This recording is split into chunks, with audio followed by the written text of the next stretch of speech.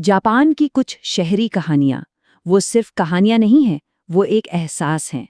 एक ऐसा खौफ जो पीढ़ियों से लोगों के दिलों में बसता आया है। आज हम ऐसी ही एक कहानी की गहराइयों में उतरेंगे। कुचिसाके ओना की कहानी। जरा सोचिए, आधी रात का सन्नाटा, सुनसान गलियां। क्या ऐसी जगह पर अकेले चलने की हिम्मत कोई कर सकता है? क्योंकि टोक्यो की गलियों में ये आदत जानलेवा हो सकती है। जी हाँ, वहाँ एक चेहरा इंतजार कर सकता है और वो पूछेगा एक सवाल, जिसका जवाब जिंदगी और मौत का फैसला करेगा। तो इस कहानी की शुरुआत होती है टोक्यो की एक आम सी गली से और एक बहुत ही अजीब आधी रात के सवाल से। पता है, ये सब कुछ एक मजाक की तरह शुरू हुआ था। शहर में कुचिसाके ओना की अफवाहें तो पहले से ही फैली हुई थी। तो एक रात एक लड़की ने अपनी रूममेट अकेरा को डराने का सोचा और उसी का भेस बना लिया। और बस एक पल के लिए तो अकेरा की जान ही निकल गई थी। लेकिन कुछ रातों बाद यही मजाक एक भयानक हकीकत में बदल गया। इस बार मजाक करने वाली लड़की आना देर रात को अकेले घर लौट रही थी, जब एक सुनसान गली में उसे सचमुच एक परछाई ने रोक लिया। उस परछाई ने, जिसका चेहरा एक मास्क से ढका हुआ था, आना से वही डरावना सवाल पूछा, क्या मैं सुंदर हूं?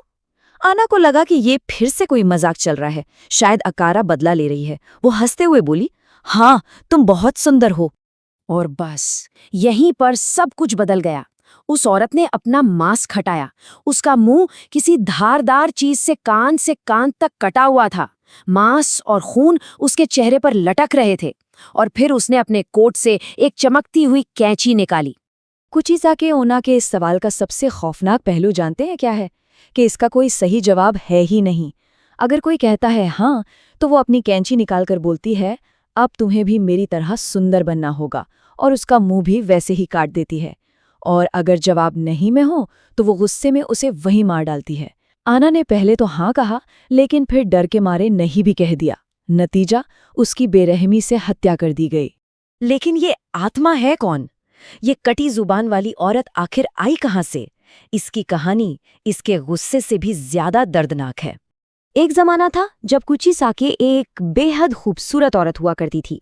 उसकी खूबसूरती के चर्चे हर तरफ थे, लेकिन उसका पति, वो उसकी खूबसूरती से जलने लगा था, उस पर शक करने लगा था। जब वो जंग पर गया तो कुचिसाके को किसी और में अपनापन मिला। और बस जब पति लौटा और उसने ये देखा तो वो गुस्से से जैसे पागल ही हो गया। उसने कैंची से अपनी ही पत्नी का चेहरा बेरहमी से काट दिया और उसकी जान ले ली। और वहीं से एक बदले की भूखी आत्मा ने जन्म लिया। जब शहर में मौत का ये सिलसिला बढ़ने लगा तो एक पुजारी ने इस आतंक को हमेशा के लिए खत्म करने का फैसला किया। उस पुजारी का नाम था होशुमा। उन्होंने तय किया कि वो इस आत्मा का सामना करेंगे। शहर में खौफ का माहौल था, लोग घरों से निकलने में भी डर रहे थे। होशुमा ने पवित्र ताबीज और नमक लिया और आधी रात को उन गलियों की ओर निकल पड़े। और फिर उनका सामना हुआ। कुचिसाके ओना ने उनसे भी वही सवाल पूछा, लेकिन होशुआ ने जवाब नहीं दिया। उन्होंने उस पर पवित्र नमक और ताबीज फेंक दिया। एक दिल दहला देने वाली चीख के साथ वो आत्मा धुंध में कहीं गायब हो गई। शहर ने कुछ वक्त के लिए राहत की सांस ली। लेकिन ये शांति, ये तो तूफान से पहले का सन्नाटा थी।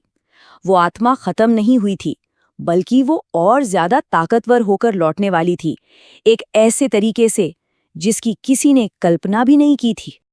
कुछ रातों बाद होशुमा को एक भयानक सपना आया। सपने में एक कांपती हुई आवाज ने कहा, मैं लौट आई हूं और अब मौत का ऐसा तांडव होगा कि सब देखते रह जाएंगे। होशुमा समझ गए थे कि उन्होंने उसे खत्म नहीं किया, बल्कि और भड़का दिया है। और इस बार उसके हमला करने का तरीका पूरी तरह बदल चुका था। वो अब गलियों में इंतजार नहीं करती थी, नहीं, अब वो किसी भी चमकती सतह से बाहर आ सकती थी। मोबाइल स्क्रीन हो, टीवी हो या फिर बाथरूम का आईना। कमरा अंदर से बंद भी हो तब भी कोई सुरक्षित नहीं था। वो स्क्रीन से निकलकर ठीक सामने आ खड़ी होती थी। शहर में लाशें बिछ रही थीं। होशुमा को ये एहसास हुआ कि ये सब उनसे ही शुरू हुआ था और अब उन्हें ही इसका अंत करना होगा। ये अंतिम आमना सामना होने वाला था। होशुमा अब तक समझ चुके थे कि पवित्र चीजों की ताकत उसे रोक नहीं सकती। इस बार उसे ताकत से नहीं, बल्कि ज्ञान और समझ से हराना होगा। वो फिर से उसी गली में गए और उसके आने का इंतजार करने लगे।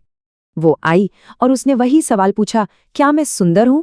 लेकिन इस बार होशुमा ने एक ऐसा जवाब दिया जिसकी उसे बिल्कुल उम्मीद नहीं थी।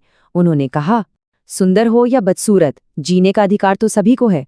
तुम्हारे पति ने, उसने तुम्हारे सुंदर मन को नहीं, सिर्फ चेहरे को सजा दी थी। होशुमा यही नहीं रुके। उन्होंने सीधे उसकी आंखों में देखा और कहा, लेकिन तुमने बेगुनाहों की जान ली है। तुमने दूसरों को वही दर्द दिया है जो तुम्हें मिला। तुम्हारी आत्मा अब सुंदर नहीं रही। तुम सुंदर नहीं, बदसूरत हो।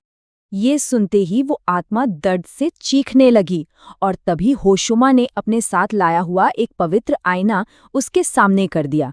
उस आईने में अपनी कटी फटी, खून से लथपथ अपनी बदसूरत आत्मा का असली चेहरा देखकर वो एक भयानक चीख के साथ धुएं में बदलकर हमेशा हमेशा के लिए गायब हो गई। शहर में शांति तो लौट आई, लेकिन ये शहरी कहानियां ये कभी पूरी तरह खत्म नहीं होती। एक सवाल आज भी टोक्यो की गलियों में गूंजता है, क्या वो सचमुच हमेशा के लिए चली गई, या फिर वो बस अगली सुनसान गली में किसी चमकती हुई स्क्रीन के पीछे सही वक्त का इंतजार कर रही है।